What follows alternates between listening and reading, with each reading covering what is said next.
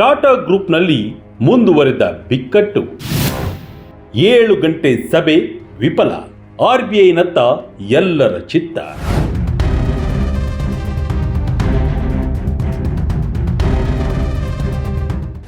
ವಿಜಯ ಕರ್ನಾಟಕ ವೀಕ್ಷಕರಿಗೆ ಸ್ವಾಗತ. ನಾನು ಶಂಕರ್ ನಾಗ್. ಭಾರತದ ಹೆಮ್ಮೆಯ ಕಂಪನಿ ಟಾಟಾ ಗ್ರೂಪ್ನಲ್ಲಿ ಸೃಷ್ಟಿಯಾಗಿರುವ ಬಿಕ್ಕಟ್ಟು ಸದ್ಯಕ್ಕೆ ಬಗೆಹರಿಯುವ ರೀತಿ ಕಾಣಿಸ್ತಿಲ್ಲ.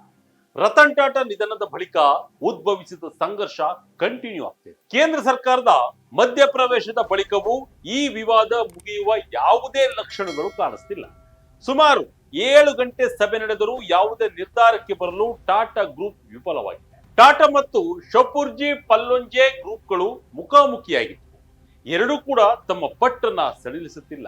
ಈಗ ಆರ್ಬಿಐ ನಿರ್ಧಾರದ ಮೇಲೆ ಎಲ್ಲರ ಚಿತ್ತ ಹರಿದಿದೆ.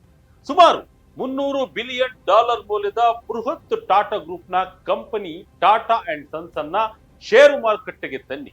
ಇದು ನೈತಿಕ ಹೊಣೆಗಾರಿಕೆ ಅಂತ ಎಸ್ಪಿ ಗ್ರೂಪ್ ಬಹಿರಂಗವಾಗಿ ಆಗ್ರಹಿಸುತ್ತಿದೆ. ಇತ್ತ ಟಾಟಾ ಸನ್ಸ್ ಖಾಸಗಿಯಾಗಿಯೇ ಉಳಿಯಬೇಕು, ತಮ್ಮ ಹಿಡಿತವನ್ನ ಬಿಟ್ಟು ಕೊಡುವುದಿಲ್ಲ ಎಂದು ಟಾಟಾ ಟ್ರಸ್ಟ್ ಖಂಡಿತವಾಗಿ ಹೇಳಿದೆ.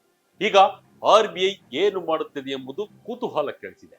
ಇದರ ನಡುವೆಯೇ ಎನ್ ಚಂದ್ರಶೇಖರನ್ ಅವರನ್ನ 3ನೇ ಬಾರಿ ಟಾಟಾ ಸನ್ಸ್ನ ಚೇರ್ಮನ್ ಆಗಿ ಮುಂದುವರಿಸಲು ಕೂಡ ಒಪ್ಪಿಗೆ ನೀಡಲಾಗಿದೆ. ಹಾಗಾದ್ರೆ ಏನೆಲ್ಲ ಆಯ್ತು ಎಂಬುದನ್ನ ಇಲ್ಲಿ ನೋಡೋಣ ಬನ್ನಿ.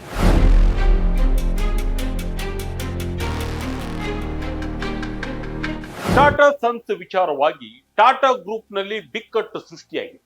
ಈಗಾಗಲೇ ಟಾಟಾ ಗ್ರೂಪ್ ಬಿಕ್ಕಟ್ಟಿನಲ್ಲಿ ಕೇಂದ್ರ ಸರ್ಕಾರ ಮಧ್ಯಪ್ರವೇಶಿಸಿ ಮಹತ್ವದ ಸೂಚನೆಗಳನ್ನ ನೀಡಿದೆ. ಕೇಂದ್ರ ಸಚಿವರಾದ ಅಮಿತ್ ಶಾ ಹಾಗೂ ನಿರ್ಮಲಾ ಸೀತಾರಾಮನ್ ಅವರು ಟಾಟಾ ಗ್ರೂಪ್ ಲೀಡರ್ ಜೊತೆ ಸಭೆ ನಡೆಸಿ ಬಿಕ್ಕಟ್ಟನ್ನ ಬಗೆಹರಿಸಲು ಅಗತ್ಯ ಕ್ರಮ ಕೈಗೊಳ್ಳಿ, ತೊಂದರೆ ಸೃಷ್ಟಿಸುವವರನ್ನ ಕಿತ್ತು ಹೊರಹಾಕಿ ಎಂಬ ಖಡಕ್ ಸೂಚನೆಯನ್ನ ನೀಡಿದ್ದಾರೆ. ಅದಾದ ಬಳಿಕ ಶುಕ್ರವಾರ ಟಾಟಾ ಗ್ರೂಪ್ನ ಸಭೆ ನಡೆದಿತ್ತು. ಸುಮಾರು 7 ಗಂಟೆ ಸಭೆ ನಡೆದರೂ ಯಾವುದೇ ಒಮ್ಮತದ ನಿರ್ಣಯಕ್ಕೆ ಬರಲಾಗಲಿಲ್ಲ. ಆದರೆ ಟಾಟಾ ಸನ್ಸ್ ಅನ್ನ ಐಪಿಒ ಲಿಸ್ಟಿಂಗ್ ಮಾಡಬೇಕು ಎಂದು ಶಪೂರ್ಜಿ ಪಲ್ಲೊಂಜೆ ಗ್ರೂಪ್ ಒತ್ತಾಯ ಮಾಡುತ್ತಿದ್ದು ಟಾಟಾ ಟ್ರಸ್ಟ್ ಒಪ್ಪುತ್ತಿಲ್ಲ. ಇದರ ನಡುವೆಯೇ ಟಾಟಾ ಸನ್ಸ್ನ ಚೇರ್ಮನ್ ಆಗಿ ಎನ್ ಚಂದ್ರಶೇಖರನ್ ಅವರು 3ನೇ ಬಾರಿಗೆ ಅಧ್ಯಕ್ಷರನ್ನಾಗಿ ನೇಮಿಸಲು ಗ್ರೀನ್ ಸಿಗ್ನಲ್ ಸಿಕ್ಕಿದ್ದು 65 ವರ್ಷಗಳ ನಿಯಮಕ್ಕೆ ಟಾಟಾ ಹೇಳಲಾಗಿದೆ. ಪಟ್ಟು ಸಡಿಲಿಸದ ಟಾಟಾ ಪಲ್ಲೊಂಜೆ ಗ್ರೂಪ್. ಎಸ್ಪಿ ಗ್ರೂಪ್ಗೆ ಟಾಟಾದಿಂದ ಎಕ್ಸಿಟ್ ಪ್ಲಾನ್. ಈಗ ಅಸಲಿ ವಿಷಯಕ್ಕೆ ಬರೋಣ. ಶಪೂರ್ಜಿ ಪಲ್ಲೊಂಜೆ ಗ್ರೂಪ್ ಟಾಟಾ ಸನ್ಸ್ ಅನ್ನ ಸಾರ್ವಜನಿಕವಾಗಿ ಲಿಸ್ಟ್ ಮಾಡಬೇಕು ಎಂದು ಆಗ್ರಹಿಸಿ ಸಾರ್ವಜನಿಕ ಹೇಳಿಕೆ ನೀಡಿದ ಕೆಲವೇ ಗಂಟೆಗಳಲ್ಲಿ ಟಾಟಾ ಟ್ರಸ್ಟ್ ನ ತನ್ನ ನಿಲುವನ್ನ ಸ್ಪಷ್ಟಪಡಿಸಿದೆ. ಟಾಟಾ ಸನ್ಸ್ ಅನ್ನ ಖಾಸಗಿಯಾಗಿಯೇ ಉಳಿಸಿಕೊಳ್ಳಲು ನಾವು ಬದ್ಧರಾಗಿದ್ದೇವೆ ಎಂದು ಟಾಟಾ ಸಂಸ್ಥೆಯ 2 ಹಿರಿಯ ಅಧಿಕಾರಿಗಳು ತಿಳಿಸಿದ್ದಾರೆ. ಅವರ ಪ್ರಕಾರ ಐಪಿಒ ತಂದರೆ ಟಾಟಾ ಸನ್ಸ್ ನಲ್ಲಿ ಟಾಟಾ ಟ್ರಸ್ಟ್ ಹೊಂದಿರುವ 66% ಷೇರು ಪಾಲುದಾರಿಕೆ ಕಡಿಮೆ ಆಗುತ್ತೆ, ಮತದಾನದ ಹಕ್ಕುಗಳು ದುರ್ಬಲಗೊಳ್ಳುತ್ತವೆ ಮತ್ತು ಪ್ರಮುಖ ನಿರ್ಧಾರಗಳ ಮೇಲಿನ ಪ್ರಭಾವ ಕುಸಿಯುತ್ತದೆ. ಆದ್ದರಿಂದ ಟಾಟಾ ಸನ್ಸ್ ನನ್ನ ಐಪಿಒಗೆ ತರಲು ಟಾಟಾ ಟ್ರಸ್ಟ್ ಮುಂದಾಗುತ್ತಿಲ್ಲ. ಆದರೆ ಟಾಟಾ ಸನ್ಸ್ ನಲ್ಲಿ ಎಸ್ಪಿ ಗ್ರೂಪ್ ನಲ್ಲಿ 18.37% ಪಾಲುದಾರಿಕೆಯನ್ನು ಹೊಂದಿದ್ದು ಅತಿ ದೊಡ್ಡ ವೈಯಕ್ತಿಕ ಷೇರುದಾರನಾಗಿದೆ. ಆದರೆ ಸದ್ಯ ತೀವ್ರ ಸಾಲದ ಸುಳಿಯಲ್ಲಿರುವ ಎಸ್ಪಿ ಗ್ರೂಪ್ ಟಾಟಾ ಸನ್ಸ್ ನಲ್ಲಿರುವ ತನ್ನ ಷೇರುಗಳನ್ನ ಮಾರಾಟ ಮಾಡಿ ಸಾಲ ತೀರಿಸಲು ಐಪಿಒ ಒಂದು ಉತ್ತಮ ಅವಕಾಶ ಅಂತ ಎಸ್ಪಿ ಗ್ರೂಪ್ ಭಾವಿಸಿದೆ. ಆದರೆ ಟಾಟಾ ಟ್ರಸ್ಟ್ ಇದಕ್ಕೆ ಸಿದ್ಧವಿಲ್ಲ. ಎಸ್ಪಿ ಗ್ರೂಪ್ಗೆ ಕಂಪನಿಯಿಂದ ಹೊರನಡೆಯಲು ನಾವು ಸೌಹಾರ್ದಯುತ ಮಾರ್ಗವನ್ನು ಒದಗಿಸಲು ಸಿದ್ಧರಿದ್ದೇವೆ. ಆದರೆ ಟಾಟಾ ಸಮೂಹದ ಹಿತಾಸಕ್ತಿಗಳನ್ನ ಯಾವುದೇ ಕಾರಣಕ್ಕೂ ಬಲಿ ಕೊಡುವುದಿಲ್ಲ ಅಂತ ಟಾಟಾದ ಮೂಲಗಳು ಹೇಳಿವೆ. ಸಂಬಂಧಿಕರ ನಡುವೆ ಮೂಡದ ಒಮ್ಮತ. ಟಾಟಾ ಟ್ರಸ್ಟ್ಗೆ ಇದೆ ಷೇರು ಖರೀದಿ ಅಧಿಕಾರ. ಇನ್ನು ಈ ವಾದ ವಿವಾದಕ್ಕೆ ಒಂದು ಕಾನೂನಾತ್ಮಕ ಹಿನ್ನೆಲೆಯೂ ಇದೆ.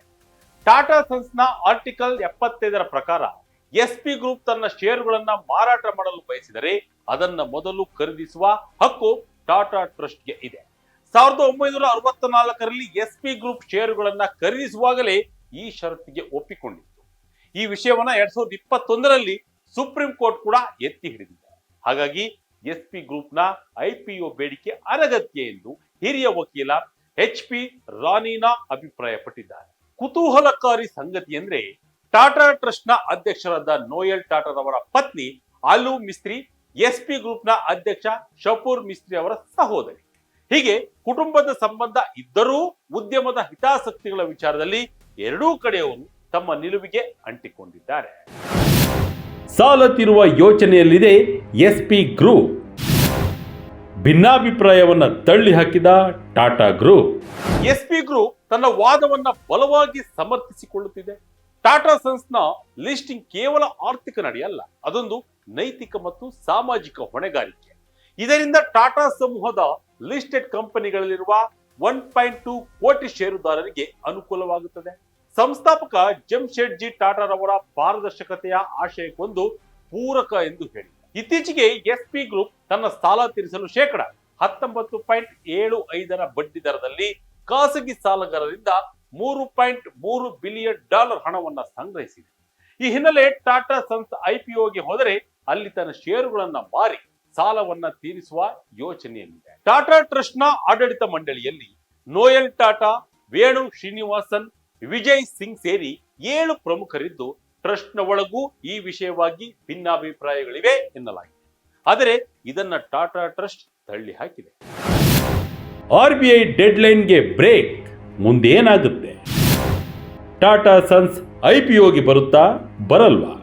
ಇನ್ನೊಂದೆಡೆ ಆರ್ಬಿಐ ಟಾಟಾ ಸನ್ಸ್ ನನ್ನ ಅಪ್ಪರ್ ಲೇಯರ್ NBFC ಎಂದು ಗುರುತಿಸಿದೆ. ಈ ಹಿನ್ನೆಲೆ ಸೆಪ್ಟೆಂಬರ್ 30ರೊಳಗೆ ಷೇರು ಮಾರುಕಟ್ಟೆಯಲ್ಲಿ ಲಿಸ್ಟ್ ಆಗುವಂತೆ ಡೆಡ್ಲೈನ್ ಕೂಡ ನೀಡಿತ್ತು. ಟಾಟಾ ಸನ್ಸ್ ಈ ಡೆಡ್ಲೈನ್ ಅನ್ನ ಮೀರಿದೆ. ತಾವು ಸಾಂಪ್ರದಾಯಿಕ NBFC ಅಲ್ಲ, ನಾವು ಸಾರ್ವಜನಿಕರಿಂದ ಠೇವಣಿ ಸ್ವೀಕರಿಸುವುದಿಲ್ಲ ಎಂದು ವಾದಿಸಿದೆ. ಈ ವಿಷಯ ಇದೀಗ RBI ಅಂಗಳದಲ್ಲಿದೆ. ಅದು ಯಾವ ನಿರ್ಧಾರ ತೆಗೆದುಕೊಳ್ಳುತ್ತೆ ಎಂಬುದು ಸದ್ಯದ ಕುತೂಹಲ. ಇನ್ನು ಟಾಟಾ ಟ್ರಸ್ಟ್ಗಳ ಅಧ್ಯಕ್ಷ ನೋಯಲ್ ಟಾಟಾ ನೇತೃತ್ವದ ಟ್ರಸ್ಟ್ಗಳ ಗುಂಪು ದಿಲ್ಲಿಯಲ್ಲಿ ಗೃಹ ಸಚಿವ ಅಮಿತ್ ಶಾ ಮತ್ತು ಹಣಕಾಸು ಸಚಿವೆ ನಿರ್ಮಲಾ ಸೀತಾರಾಮನ್ ರವರನ್ನ ಭೇಟಿಯಾದಾಗ ಟಾಟಾ ಟ್ರಸ್ಟ್ ಒಳಗಿನ ಬಿರುಕು ಮುನ್ನೆಲೆಗೆ ಬಂದಿದೆ. ಇದರ ನಂತರ ಶುಕ್ರವಾರ ಮಂಡಳಿಯ ಸಭೆ ನಡೆದಿತ್ತು. ಈ ವೇಳೆ ಟಾಟಾ ಗ್ರೂಪ್ ಕಂಪನಿಗಳಿಂದ ಟ್ರಸ್ಟ್ ಪಡೆದ 1700 ಕೋಟಿ ರೂಪಾಯಿಗಳ ಲಾಭಾಂಶದ ಬಳಕೆಯ ಬಗ್ಗೆಯೂ ಕೂಡ ಚರ್ಚೆ ನಡೆದಿದೆ. ಆದರೆ 7 ಗಂಟೆಗಳ ಕಾಲ ಸಭೆ ನಡೆದರೂ ಕೂಡ ಯಾವುದೇ ರೀತಿಯ ಅಂತಿಮ ನಿರ್ಧಾರಕ್ಕೆ ಬರಲು ವಿಫಲವಾಗಿದ್ದು ಬಿಕ್ಕಟ್ಟು ಕಂಟಿನ್ಯೂ ಆಗಿದೆ.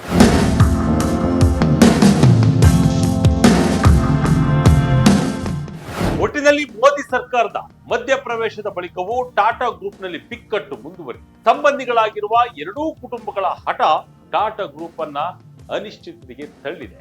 ತನ್ನ ಶೇಕಡ 66ರಷ್ಟು ಹಿಡಿತವನ್ನ ಉಳಿಸಿಕೊಳ್ಳಲು ಟಾಟಾ ಟ್ರಸ್ಟ್ ಹೋರಾಡುತ್ತಿದ್ದರೆ ಆರ್ಥಿಕ ಸಂಕಷ್ಟದಿಂದ ಪಾರಾಗಲು ಐಪಿಒ ಅಸ್ತ್ರವನ್ನ ಶಪೂರ್ಜಿ ಪಲ್ಲೊಂಜೆ ಗ್ರೂಪ್ ಬಳಸುತ್ತಿದೆ.